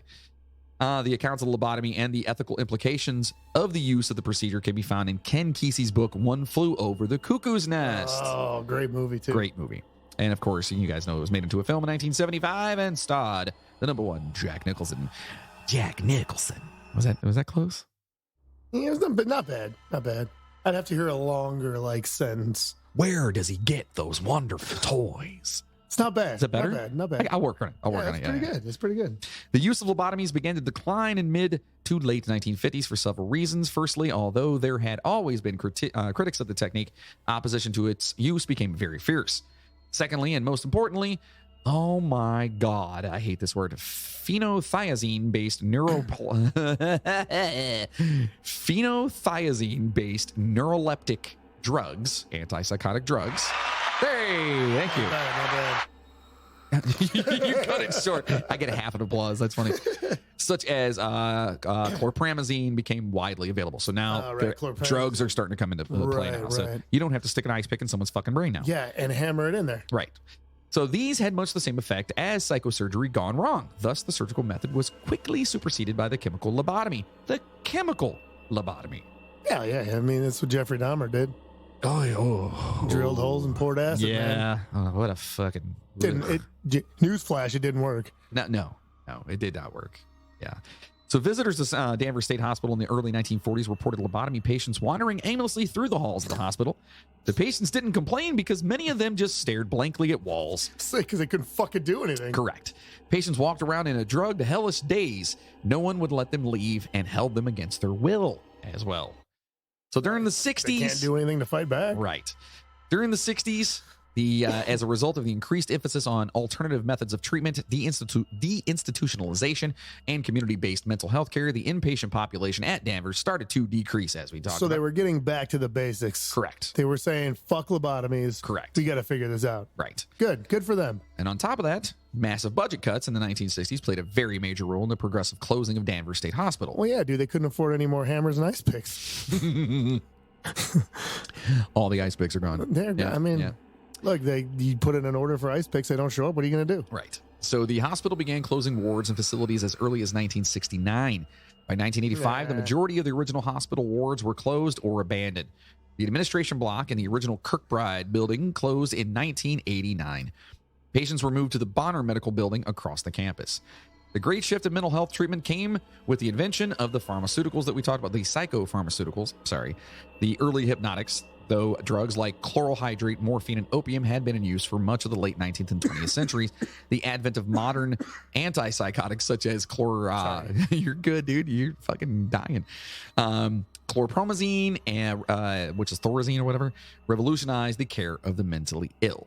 All right? So all of that makes sense? Yeah. All right. So the entire campus was closed on June 24th, 1992, and all patients were either transferred to the community or to other facilities. You're just like, all right, you guys go. Yeah. Fuck See it. you guys later. Yeah. In December 2005, the property was sold to Avalon Bay Communities, a residential apartment developer. A lawsuit was filed by a local preservation fund to stave off the demolition of the hospital, including the Kirkbride building. Yeah, good. Fuck it. Yeah, it's a historical kind of place, Absolutely. Which was listed on the National Register of Historic Places. This did not stop the process, however, and the demolition of most of the buildings began in January 2006 with the intent to build 497 apartments on the 77-acre site. So it goes down, they go up, right? Right. All right. By June 2006, all the Danvers State Hospital buildings that were marked for demolition had been torn down, including all of the unused buildings and homes on the lower grounds and all the buildings on the hill. Demolition was done by Testacorp of Wakefield, Massachusetts. Yeah, not Tesla. Testa. Testa what? Testa. What was that? Testicles. Oh, okay. Okay. The historic Kirkbride was also demolished, with only the outermost brick shell of the administration area, along with the G&D wards on each side, being propped up during demolition and construction, while an entirely new structure was built behind and inside of it, leaving the historic Danvers Reservoir and the original brick shell. Much of the wood from the demolition project was salvaged and recycled into flooring and other millwork. So there you go. What do you think? It's fucked up. Crazy shit happened there. It's to me, it's you. So it's said right here. All right. It says the failure to protect and adaptively reuse the grand exterior and the mono. Oh, that's just talking about the damn thing. Whatever. Sorry. Yeah. So anyway, it was sold to somebody else, and the remnants, whatever. So the only remnants of the horrific practices that went on in Danvers State Hospital are on the gravestones in 2 nearby cemeteries, which contain 770 bodies. Wow. Some headstones only have numbers as opposed to names. And even in death, administrators at Danvers State Hospital did not dignify their patients. Mm-hmm. There is a monument listing the patient's names, but nothing on the grave marker. So you can go and see a monument that says who their names are and shit like that. So many ghost hunters. Let's talk about ghosts, Moody. I was going to ask you, man. I was reading a little bit about about it being haunted, so I was going to see if you had anything on that. Well, many ghost hunters have snuck into the property before its demolition. Oh, sure. Absolutely. I would have. Very few of them have captured any sort of evidence. Oh. In most cases, they caught phantom footsteps and a few shadows. Okay. There's only been one eyewitness report to surface over the years. Geraldine... Was it Zach Baggins? Fuck him and no. Okay. Yeah. Good. Geraldine Levasseur stated she saw a ghost when she lived there as a child. Oh. The ghost pulled the sheets off her bed, and it manifested as an older, scowling woman. Levasseur said she never felt threatened by the ghost. She must not have gotten a lobotomy. She did. Or maybe... Yeah, no, the old lady, because she was scowling. She was scowling. She had a lobotomy. She'd have been happier. Permagrin. Yeah. Jack Nicholson reference. There you go. So she also confirmed it only appeared one time. So while the number of documented paranormal experiences may be low, there's a great deal of potential ghostly activity at the hospital. From 1920 to 1945, the hospital and its staff committed horrible acts like the fucking lobotomies, systemic neglect, and restraining children for days at a time. Supposedly, the negative energy left a massive psychic imprint in the dark and decaying halls of Danvers. Absolutely. So you may not see a ghost, but you can feel the patient's pain from years ago. Some paranormal experts believe this may help create a personalized haunting. This means you may not see a patient's ghost, but the building could manifest in your inner fears, doubts, and agonies. Okay. Like your dreams and shit. I was looking at something here. It says that apparently the cemeteries around there, they're saying that that's one of the only things left. That people see some apparitions out there. With the 770 fucking... Yeah, that's a few. That's a lot. A few dead people out there. Yeah. So apparently there's some people claim they see apparitions out there as well. Yeah, but there's nothing really documentedly. Yeah, like I'm looking at it right now because I didn't have the notes. You did this. This was all you. And I'm looking it up, like haunted stuff. I was surprised. I thought there would be more. But there's not much about hauntings there. Yeah, there's not much left of the place, anyways. I went into it thinking like this place is like crazy haunted. It's not about the hauntings. Just about the crazy it's about what the shit fuck that happened there, while it was open, dude. Yeah. It's fucking nuts. So, listen, folks. The following story I'm about to tell is a horrible account from a Danvers employee. So this is pretty fucking... This is from an actual employee? Yes. Okay. It's pretty fucking rough. So if you don't want to listen to it, I completely understand. It's about the unfortunate death of a child. Oof. So skip ahead about 30 seconds if you need to, all right? So I'm going to start here. So, quote, back when they started dual diagnosis, they transferred this 15-year-old boy from Hogan to DSH. This boy had a habit of crawling into heat ducts. The heat ducts don't go anywhere at Hogan. It's a newer building, and you can't get hurt. Anyway, they sent him up, and he was up there for about 3 weeks, and he disappeared. We searched everywhere for him. We looked all over, and we couldn't find him. The staff over at J Ward started to notice a horrible smell getting worse and worse every day.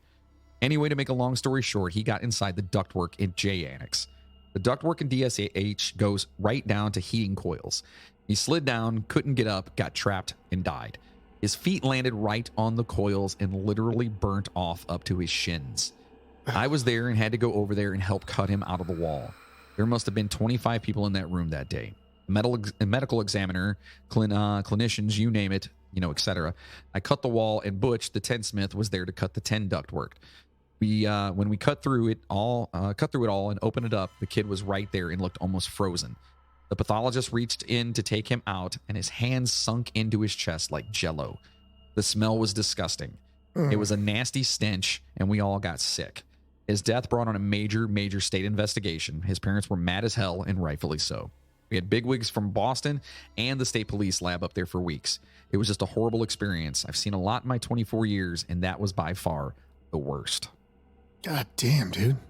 Does it say when that was? Is there a year on that? No, it just says 15-year-old boy. Fuck. Yeah. He was so much bad shit happened in that place. Yes. So it seems like it was just in that 20-year period. Right. Like everything was good, and then that motherfucker came in with his lobotomy. Fucking Freeman. Everything went downhill, and then they started to pull out of it again, and then it just, Right. And you know what happens when you pull out? No, I don't. I have 3 kids. Thank you. So that's the Danvers Lunatic Asylum, and it is, oh man, brutal. Doing the research on that, brutal, I was like, holy shit, I can't believe that people actually endured that kind of torture in there. Yeah, that's crazy. And in the United States in this kind of a modern time, you know what I mean? We're talking early the 40s, 50s. It's fucking wild. So fuck Freeman. So anyway, we need a palate cleanser. And of course, do we? It's my favorite part of the show. It's the movies. And now, boys and girls, it's your favorite part of the show, the movie review. Which top 10 movies will make the cut today? So we are talking about the top 10 horror movies set in asylums or mental hospitals. Wow, there's a lot of them too, man. They're quite a bit. That's the crazy thing. Yeah. Get it? Because every... Because if you think about it, man, it's like an easy genre. Like you could find so many mental institute movies. Well, because you can, and it spreads. You made it. It's dark already, so you're just. It spreads from like haunted stuff to people actually being in there, and right. So it could be anything. Right. So number 10. This is from IMDb, by the way. Okay. Yeah. Okay.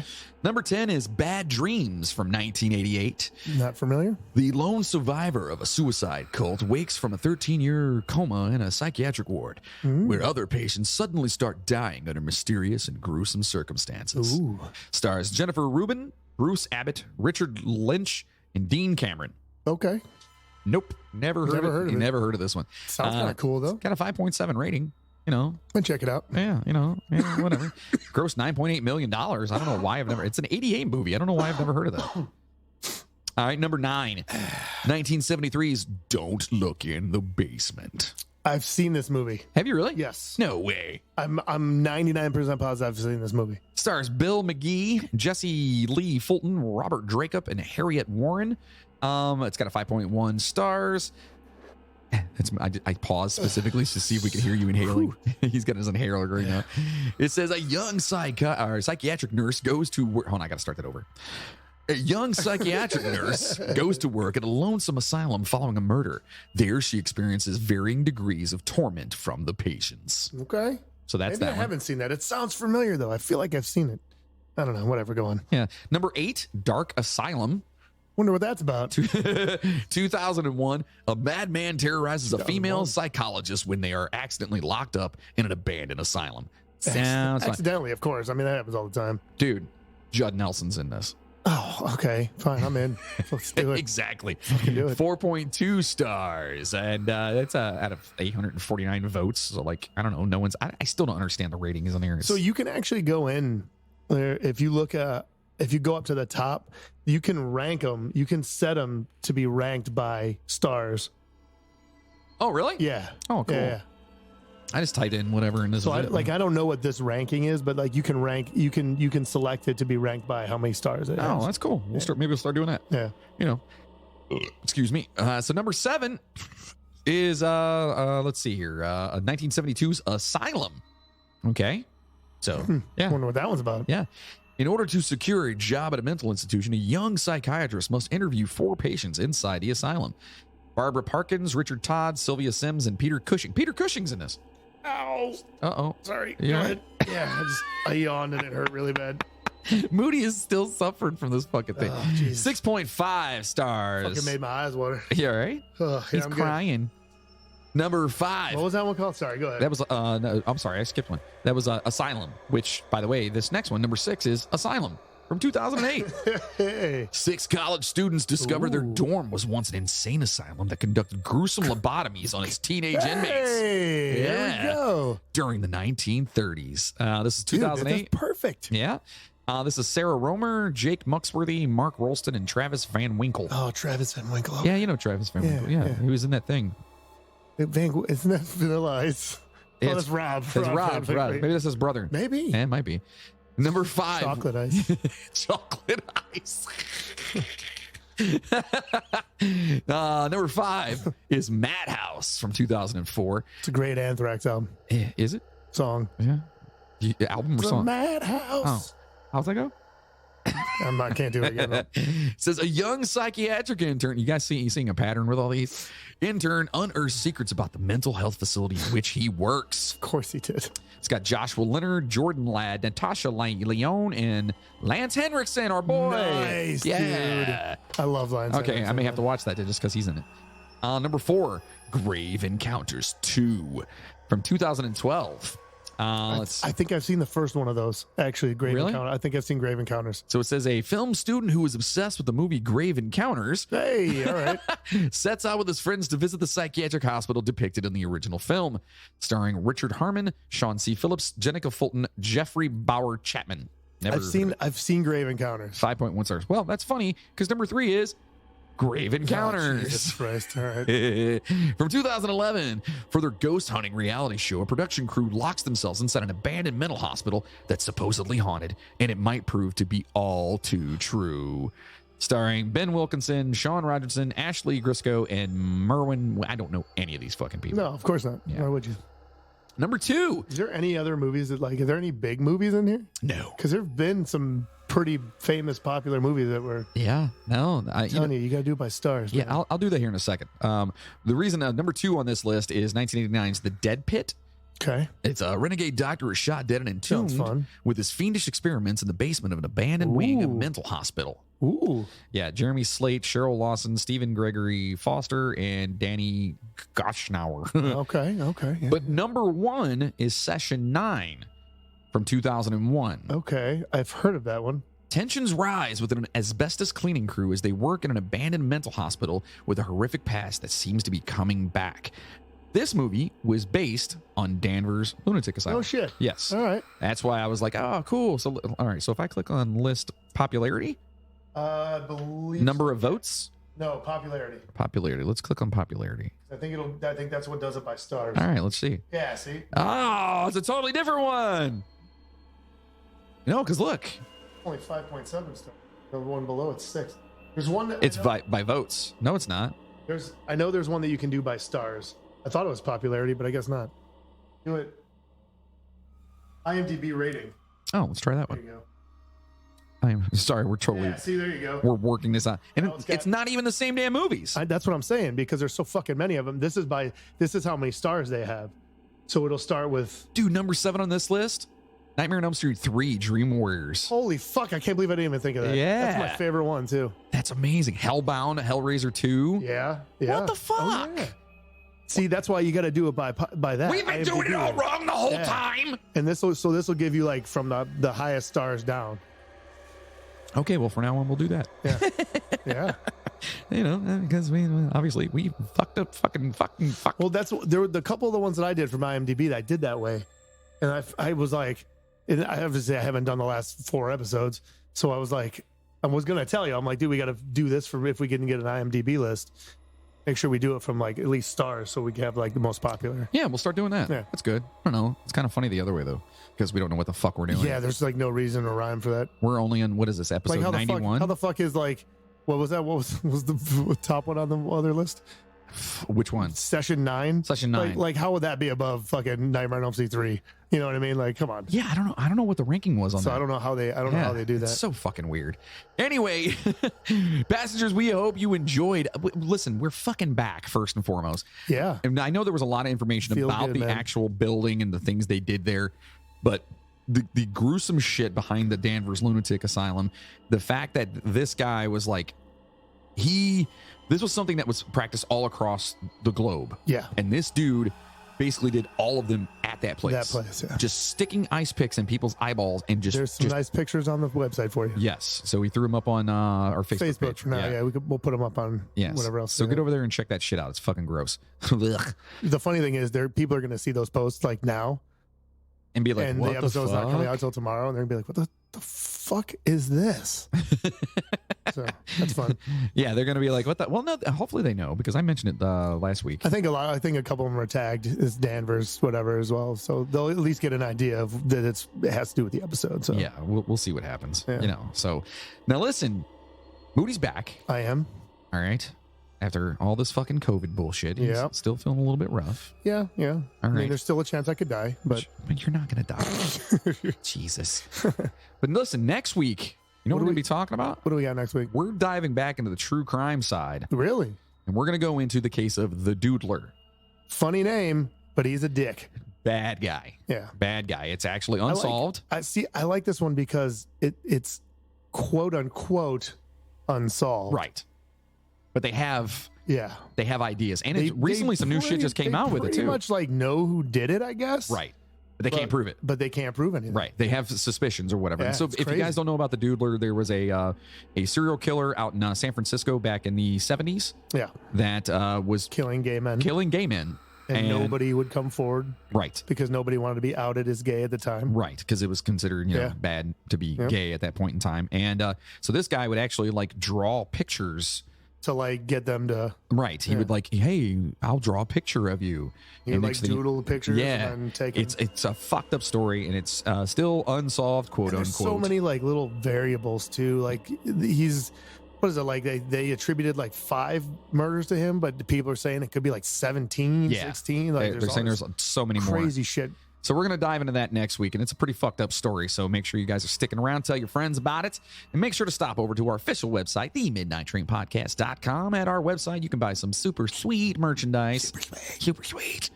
And, we're going to have some new shirts coming out. I got some shit in the work on top of the Fecal Fighters, which I promise is coming. I promise. And listeners keep asking how they can keep the steam in our engines. Well, if you like what you hear from us, consider being a producer of the show by heading over to the Midnight Train Podcast and clicking on the Patreon button, or at patreon.com/the Midnight Train Podcast. For as little as $5 a month, you can get all kinds of shit like custom shirt, custom poster, custom sticker, bonus episodes like the Day the Music Died series that Moody says he's got another one coming. It's coming. All right. Sorry. So if you're a diehard Midnight Train fan and you want to help produce this motherfucker, our Patreon is for you.